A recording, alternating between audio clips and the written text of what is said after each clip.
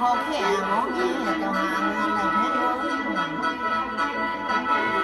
ที่แม่โอ้ยเป็นยังไง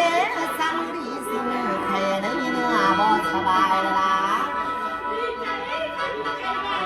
แค่โอ้ยจังเลยเด้อน้องละอาไว้ว่าบ่ค่อยแน่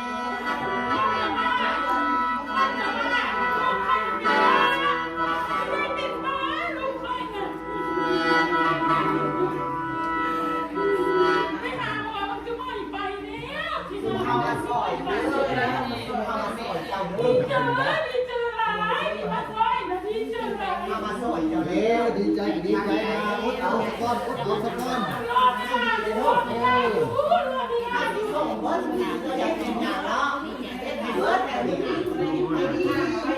เจ้าให้ดีได้ซอยดูซอยเต่าได้ซอยสุเฮาเด้อเจ้าหักษาสุเฮา อะไรมาผมเห็นเด็กๆคุณเจ้าเราก็สุเจ้าได้ตั้งใจเอาแล้วตั้งใจกินบะรีบนะไปวันนี้นะตามจะเบิดปั๊บตั้งใจแล้ว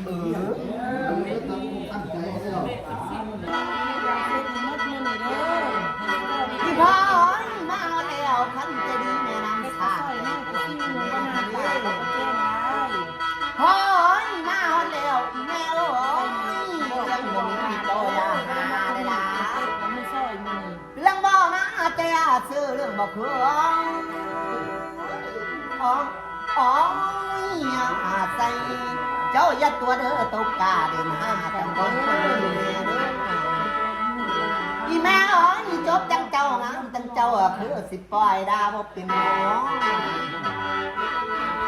ลูกมามือนี้มาพอส้มตารางเรามาพอตารางเฮือน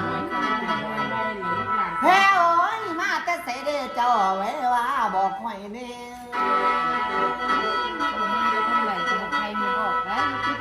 มาดังนี้ทุ่งนาบ่ลา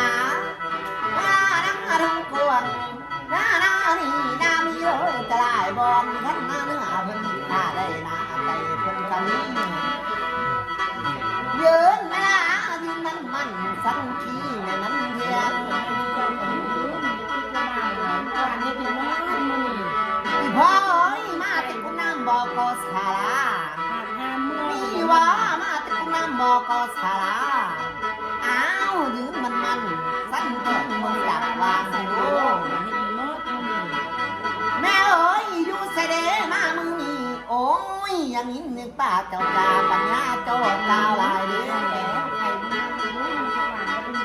แม่เอ้ยมามึงนี่มาปวดเจ็บเจ้ากาได้มาปวดให้เพิ่นจะดีนอแน่ล้อนี่ว่าขันเงินเจ้ากาท้องคนร้องเจ้ากามายืนไม่ล้างยืนมันสั้นขี้ในมันเทียงมึงดูแต่ใส่เด้มาตั้งให้ทงนาบลาน้ารุ่งกวงน้ามีจะได้บอลขันหน้าเนื้อเพิ่นท่าได้ละแต่ยังไม่กำนี้พี่พ่อเอ้ยมาแต่ใส่เด้มาแต่กบแต่เข้าบ้านเก่าเมืองหลังบลาอ้าวแม่จริงแท้บอกให้นอนกะนอนลาวเอ้ยขั้นสามที่จังที่เสือขั้นสามเสือจังสิเอาเลยด้วยเราไม่เอาจุดแกงมานับเลยเจ้าก็จนเมื่อยเลี้ยงละอีเบ้บ่แม่นบ่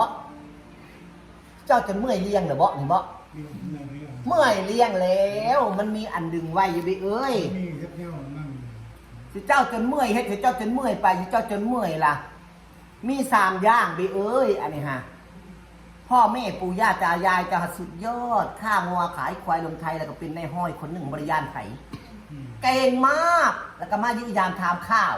ต้องเอาระดับแบบมีออยเพิ่นเมื่อเลี้ยงเพิ่นละเพิ่นสีเมื่อยังบ่ได้ตายเจ้าหันยังบ่ได้ยิงแขวเจ้าไปบ่ถูกทางมันม่นเข้าตีนไปนิดๆไม่ละวะระบายมาเจ้าก็เป็นละเนนละอึกล่ะคือเป็นกระเพาะหันใจบ่ติดแล้ววันนี้กับเพื่อนสาวก็มาไปเจ้าไปโรงพยาบาลเขาก็มานำเจ้ามันออกมาแบบนี้มันมี3ข้อในเดินมีพร้อมได้อีเบะในเดินทุกเจ้านี่พร้อมสุดยอดอีกในเดินเทวนี่ก็ได้บ้านในคลองมันไผได้เจ้าจะเอาคลองเอาขึ้นไม่เคยเอาคลองขึ้นอยู่บ่เคยได้อย่างบ่ บ่นี่ดินในดอนนี่ นี่บ่ได้ยังบ่ได้ไปได้ ของรักของดีเลยบ่ได้บ่มันมีของเท่านั้นเนี่ยนี่หาที่เจ้าเว้นอยู่บ่ของมึงบ่ได้ปลุกเฮือนใส่หาแยกเว้นอยู่บ่อันนี้ฮะถึงเสื้อสายได้ลงสุเจ้าก็มาข้างวัวขายควายลงไทยเป็นในห้อย ป้าดงดอนไผดีไผมาจองกับบ่ได้มีผู้เดียวมาจองใดใส่จะใส่ได้อยู่ได้เบ๊ะแถวนี้ก็ได้เฮ็ดตัวนี้ล่ะก็ถ้าถูกมันหะโอ้ยเมื่อน่ะซ้อมแล้ว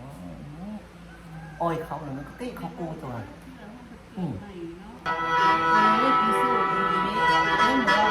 พี่พายกันนาลูกสิโตถนนลูกสิแต่ มันเจ้าเต้คนนี้แหละ เมื่อน้องมึงเอาจำท่าจะลองกองเจ้าเที่ยว โตคนงาคนเจ้าแหละมึง เฮ้ยมีตั้งคันหาคันสมมาลูกใส่ ว่าเราคนเจ้าตามนี้อยากขอที่ให้ดูตะก้อนเจ้าอะไรให้มันยังดู พี่พ่อไปแล้วเพิ่นหุงคือผัวเราไปลาอยู่ เล่นจะน่าในเล่น ให้คนบ้านคนร่วงดอกใหม่ใส่งามจะคือเก่าเลยเด้อแม่ยืดไปแล้วให้เจ้ากลับมาเลี้ยงหนูน้อยหนูใหญ่ทำกันเจ้าอย่าไปนำให้เจ้าอย่ามีน้ำเพิ่น